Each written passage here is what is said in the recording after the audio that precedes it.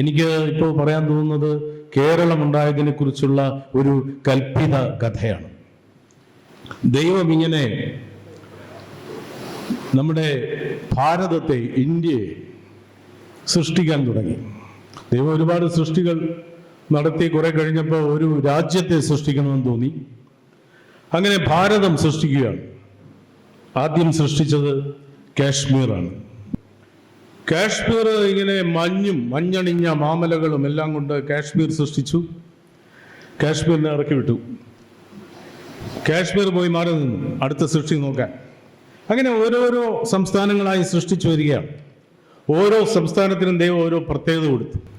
രാജസ്ഥാനൊക്കെ ആയപ്പോൾ മണലാരണ്യം അല്ലേ, സ്വർണ്ണ മണലും കാറ്റും എല്ലാം കൂടി പൊട്ടിപ്പട്ടലം നിറഞ്ഞ ഒരു സംസ്ഥാനം രാജസ്ഥാൻ. പിന്നെ കാടുകൾ കൊണ്ട് മാത്രം നിറഞ്ഞ, അങ്ങനെ നിരവധി പ്രത്യേകതകളുള്ള ഓരോരോ സംസ്ഥാനങ്ങളായിട്ട് ദൈവം സൃഷ്ടിച്ചുകൊണ്ടേയിരുന്നു. സൃഷ്ടി കഴിഞ്ഞതും ഈ കഴിഞ്ഞ സംസ്ഥാനങ്ങളെല്ലാം കൂടെ വന്നിങ്ങനെ നോക്കി നിൽക്കാൻ തുടങ്ങി. അവരും ആ സംസ്ഥാനത്തിൻ്റെ പ്രതിനിധികളും എല്ലാം കൂടി ദൈവത്തിന് ചുറ്റും കൂടിയിരിക്കാൻ തുടങ്ങി. അങ്ങനെ അദ്ദേഹം ആന്ധ്രയിലെത്തി. ആന്ധ്ര സൃഷ്ടിച്ചു. പിന്നെ തമിഴ്നാടുണ്ടാക്കി. അവസാനത്തെ സൃഷ്ടി, ബാക്കി മിച്ചം വന്നതെല്ലാം കൂടി ചേർത്ത് നമ്മുടെ രൂപം നമുക്കറിയാമല്ലോ കേരളത്തിൻ്റെ. കേരളം സൃഷ്ടിക്കുകയാണ്. കേരളം സൃഷ്ടിച്ചപ്പോൾ ദൈവം വളരെ ലിബറലായി, വിശാല ഹൃദയനായി. അദ്ദേഹം പുഴകളെ സൃഷ്ടിക്കുന്നു, അത്യാവശ്യം കാടുകളെ സൃഷ്ടിക്കുന്നു, തടാകങ്ങളെ സൃഷ്ടിക്കുന്നു, കുന്നുകളെ സൃഷ്ടിക്കുന്നു, കാറ്റ്, പ്രകൃതി, ലാവണ്യങ്ങൾ എല്ലാം സൃഷ്ടിക്കുകയാണ്. കവി പറഞ്ഞതുപോലെ മരതക പട്ടൊടുത്ത് മാമലകൾക്കപ്പുറത്ത് മലയാളം എന്ന നാട് സൃഷ്ടിക്കുകയാണ്. കൊച്ചരുവികളും അല്ലേ, കായലും തൊടികളും കാടകങ്ങളും എല്ലാം നിറഞ്ഞ അതിമനോഹരമായ ഒരു പ്രദേശം സൃഷ്ടിക്കുന്നു. അപ്പം മറ്റ് സംസ്ഥാനങ്ങൾ മുഖത്തോട് മുഖം നോക്കാൻ തുടങ്ങി. ഇതെന്ത് പരിപാടിയാണ്? ഇതെന്ത് നീതികേടാണ്? നമുക്ക് പാറയും മലയും കാറ്റും കൊടുങ്കാറ്റും മണലും എല്ലാം തന്നിട്ട് ഇവിടെ എല്ലാ നല്ലതും നൽകുന്നു ദൈവം. ശരിയല്ല. പിന്നെ ദൈവം അതിൻ്റെ കാലാവസ്ഥ സൃഷ്ടിക്കാൻ തുടങ്ങി. ഏറ്റവും നല്ല കാലാവസ്ഥ കേരളത്തിൻ്റെ ആണെന്ന് പറഞ്ഞുകൂടായിരുന്നു.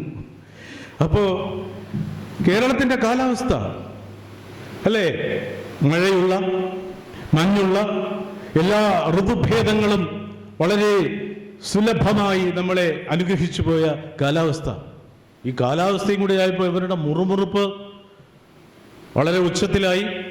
അവരെല്ലാം കൂടെ പറഞ്ഞു, ദൈവമാണെങ്കിലും കാണിച്ചത് മര്യാദയല്ല, ദൈവം കേട്ടതായിട്ട് ഭാവിച്ചില്ല.